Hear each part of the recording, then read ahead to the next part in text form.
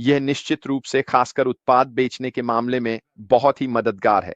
लोगों तक अपनी बात पहुंचाना, और वह है दबाव डाले बिना मनाना, यानी लोगों को बिना दबाव के मनाने की अनूठी क्षमता होना। मूल रूप से इसका मतलब है कि आप किसी से बात कर रहे हैं कि आप क्या कर रहे हैं या आपके पास कौन से उत्पाद या सेवाएं हैं। बिना ज्यादा बिक्री जैसा लगे, आप जानते हैं आप उन्हें कुछ बेचने की कोशिश नहीं कर रहे हैं या बाकी सब कुछ नहीं कर रहे हैं। अगर आप इसे सीख लें तो यह एक अनूठा उपहार है। क्यों? क्योंकि आप लोगों को यह बता सकते हैं कि आप क्या कर रहे हैं बिना उन पर बिक्री जैसा प्रभाव डाले। तो चलिए थोड़ा और गहराई से समझते हैं। दबाव डाले बिना मनाना, ठीक है? ये दूसरों की जरूरतों को समझने पर केंद्रित है। यह सबसे महत्वपूर्ण हिस्सा है जिसे हमें सीखना शुरू करना चाहिए, खासकर जब हमें बिना दबाव के लोगों को मनाना है। और इसका सबसे अच्छा तरीका यह है कि आप यह समझ सकें कि सामने वाला व्यक्ति वास्तव में क्या चाहता है। यह उन लोगों की बातों को सक्रिय रूप से सुनकर उनके साथ संबंध बनाने में मदद करता है कि वे क्या हैं, वे क्या चाहते हैं, उनकी जरूरतें क्या हैं। एक सेकंड रुको, एक क्षण, मुझे जूली का फोन आया। अरे जूली, मैं लाइव पर हूं। अरे अरे,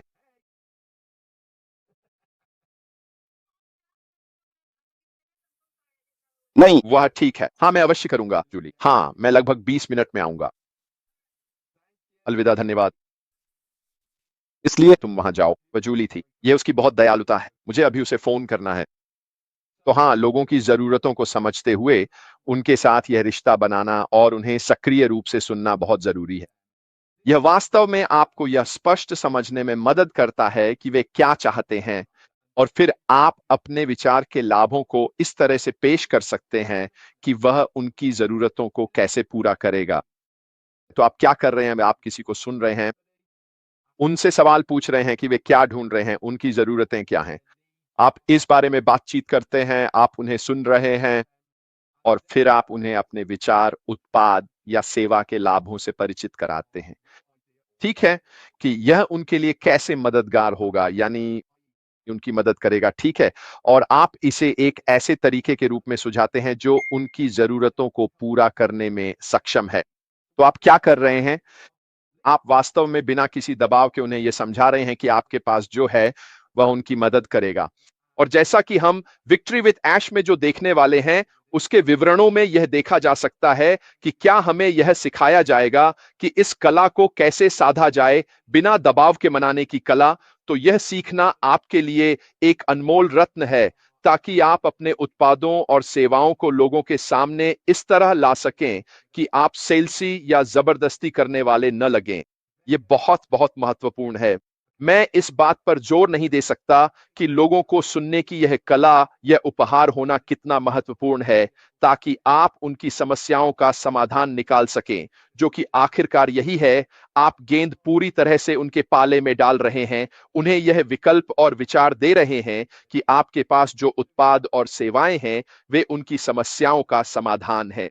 तो आप वास्तव में उन पर कोई बिक्री थोप नहीं रहे हैं, आप उन्हें उनकी समस्या का समाधान दे रहे हैं। देखिए हम किस दिशा में जा रहे हैं। देखिए कैसे हमने इस पूरी बात को उलट कर रख दिया है, पूरे 360 डिग्री का घुमाव। और फिर हम जो कर रहे हैं वह यह है कि हम कुछ ऐसा पेश कर रहे हैं जो इन लोगों की जिंदगी को बहुत आसान बना देगा। यह एक समस्या का समाधान है, और फिर वे महसूस करते हैं, वाह, यह कितना शानदार है, उन्होंने मुझे बेचा नहीं है, उन्होंने मुझे मेरी समस्या का समाधान दे दिया है। परवीन बेनी, आपकी परम प्रियतमा, आपके सुपर स्टिकर के लिए बहुत बहुत धन्यवाद। बहुत बहुत दयालु, और इसे बहुत बहुत स्वीकार किया गया। धन्यवाद, ये बहुत बहुत दयालु है। यह एक अद्वितीय प्रतिभा है, और नैतिक अनुनय में पारदर्शी, ईमानदार होकर तथा निर्णय लेने की प्रक्रिया में दूसरे व्यक्ति की शारीरिक संरचना को ध्यान में रखकर विश्वास और सम्मान का निर्माण करना शामिल है। ठीक है, आप स्पष्टवादी हैं। आप कह रहे हैं, मैंने इसे पा लिया है, मुझे विश्वास है कि यह वास्तव में आपकी मदद करेगा। चाहे उनकी समस्या कुछ भी हो, आप उन्हें जो समाधान दे रहे हैं, वे अपनी निर्णय प्रक्रिया से स्वयं अपना मन बनाते हैं। और यही वह जगह है जहां अगर आप सीख सकते हैं कि यह कैसे काम करता है, अगर आप समझ सकते हैं कि वास्तव में लोगों से बात करना और सुनना कितना लाभदायक होता है, क्योंकि आप संबंध बना रहे हैं और साथ ही समाधान भी दे रहे हैं। मैंने यह कई बार कहा है ना, कि मुझे दृढ़ विश्वास है कि विक्ट्री विद ऐश में हमारे और ग्राहकों के बीच यह संबंध बनाना बहुत महत्वपूर्ण भूमिका निभाएगा। मैंने यह काफी समय से कहा है ना? हम लगभग उन्हीं पुराने दिनों की ओर लौट रहे हैं, जब आप किसी दुकान में जाते थे और कहते थे, मुझे इनका 1 पाउंड चाहिए, इनमें से 4 चाहिए और इनमें से 1 चाहिए। और एक आदमी जो इधर उधर जाता है, उन्हें कागज की थैलियों में वापस लाता है और आपको वही मिलता है जो आप चाहते हैं। और आप दुकान के मालिक के साथ ये रिश्ता बनाते हैं और आप जानते हैं, ये कुछ ऐसा है, माफ कीजिए, ये कुछ ऐसा है जैसा मैं महसूस करता हूं, ये ऐश के साथ जीत के भीतर होने वाला है। हम ये गुण सीखने वाले हैं। हम सीखेंगे कि वास्तव में इसे कैसे समझा जाए और फिर इसे अपने अपने क्षेत्रों में लागू किया जाए।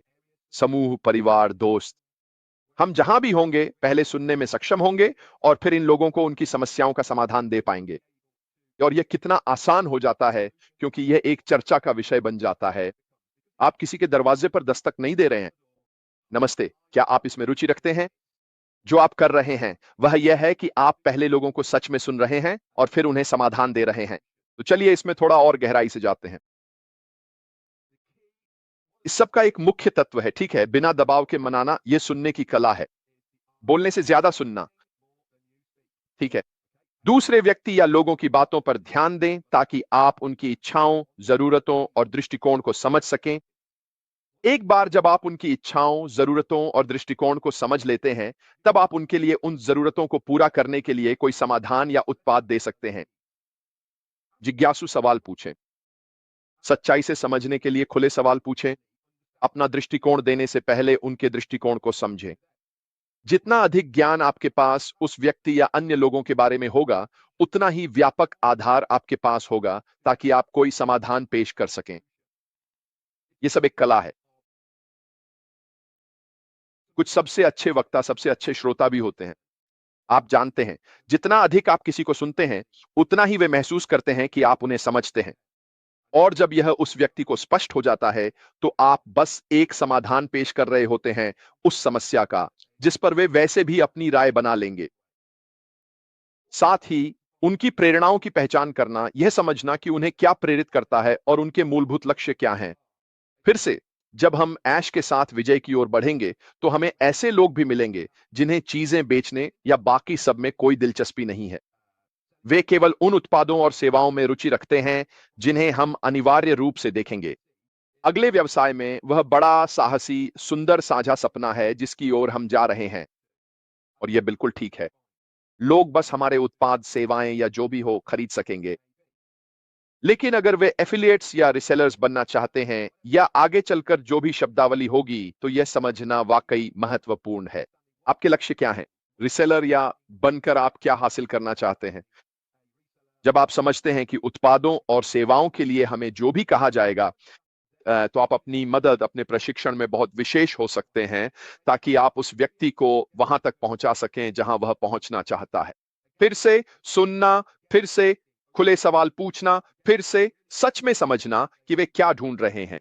और यही वह जगह है जहां आपकी वह अनुभव काम आएगा जो आपने विक्ट्री विद ऐश में सीखा है, जिससे आप ये प्रभावशाली निर्णय ले पाएंगे, ठीक है, बिना आगे चलकर दबाव डाले।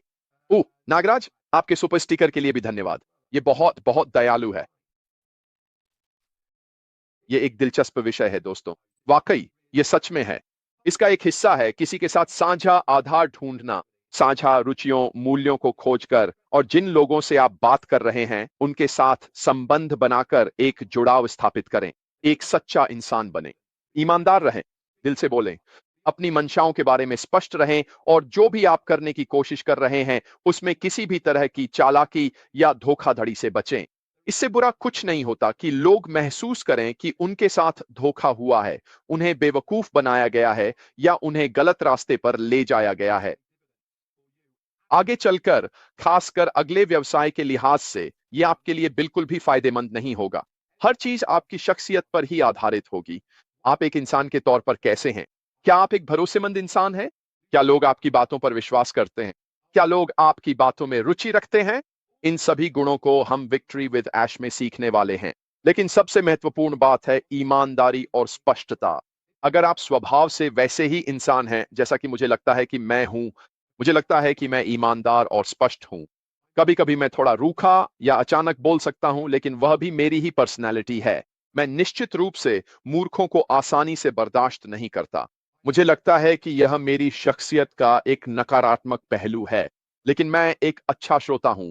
मैं लोगों की इच्छाओं और जरूरतों को समझने की पूरी कोशिश करता हूं। और अगर आप ऐसा कर सकते हैं, तो निश्चित रूप से आप सफलता की ओर बढ़ रहे हैं, खासकर बिना दबाव डाले लोगों को अपनी बातों की ओर आकर्षित करने में। मांगने से पहले देना सीखें। पहले किसी पर उपकार करना बाद में आपकी बातों के लिए उस व्यक्ति को अधिक ग्रहणशील बना सकता है। जैसा कि मेरे पिताजी हमेशा कहते थे, जिंदगी में हर चीज पैसे कमाने का जरिया नहीं होती। कई बार देने की क्षमता रखना जिससे आपको 10 गुना वापस मिल सके, वास्तव में निश्चित रूप से बिल्कुल न देने से कहीं बेहतर है। और आजकल बहुत से लोग यह गुण समाज में अपने भीतर खो देते हैं। मानवता के भीतर वे बहुत अधिक संकोची होते हैं। जहां तक देने की बात है, हम ये नहीं कह रहे हैं कि बस बाहर जाए और किसी को भी यूं ही दे दें। लेकिन अगर आप किसी ऐसे व्यक्ति के साथ संबंध बना रहे हैं जो आपको संभावित ग्राहक या सहयोगी या कुछ और लगते हैं, आगे बढ़ते हुए तो इन लोगों के साथ समय बिताना कहीं बेहतर है। और अगर आप कर सकें, तो जो भी आप पेशकश कर रहे हैं उससे पहले उनके लिए कुछ उपकार करें। यह सम्मान और ईमानदारी को बहुत बढ़ाने में मदद करता है, और निश्चित रूप से यह उस विश्वास के तत्व को भी मजबूत करेगा जिसकी आप तलाश कर रहे हैं। इसलिए आपको अपना संदेश प्रभावशाली ढंग से प्रस्तुत करना चाहिए, लेकिन हद से ज्यादा नहीं। उन पर एक व्यक्ति के रूप में ध्यान केंद्रित करते हुए समझाएं कि आपकी सोच उनके या उनके प्रियजनों के हित में है, सिर्फ आपके लिए नहीं। आप निश्चित रूप से जोर दे रहे हैं कि यह उनके लिए कितना अच्छा होने वाला है। इस बारे में स्पष्ट और संक्षिप्त रहें कि यह क्या है। स्पष्ट रूप से बताएं कि आप क्या चाहते हैं और क्यों, और अपने बिंदुओं का समर्थन करने के लिए तर्क और प्रमाण का उपयोग करें। फिर से यह उसी बात पर लौटता है जो हम विक्ट्री विथ ऐश में सीखेंगे, और साथ ही आपके पास जो ज्ञान है उस पर भी निर्भर करता है। आप अधिकार के साथ बात कर पाएंगे क्योंकि आप इसके बारे में बहुत कुछ जानते हैं, और इसलिए आप पूछे गए किसी भी सवाल का जवाब देने में सक्षम होंगे। एक कहानी सुनाई। अपनी कहानी कहने की कला का उपयोग करें ताकि आपके विचार इन लोगों के लिए अधिक संबंधित और निश्चित रूप से अधिक यादगार बन सकें। जब मैं आप लोगों से बात करता हूं, उदाहरण के लिए, तो मैं अपनी यादों के भंडार से उन बातों के लिए उपमाएं देने की कोशिश करता हूं जो मैं कह रहा हूं।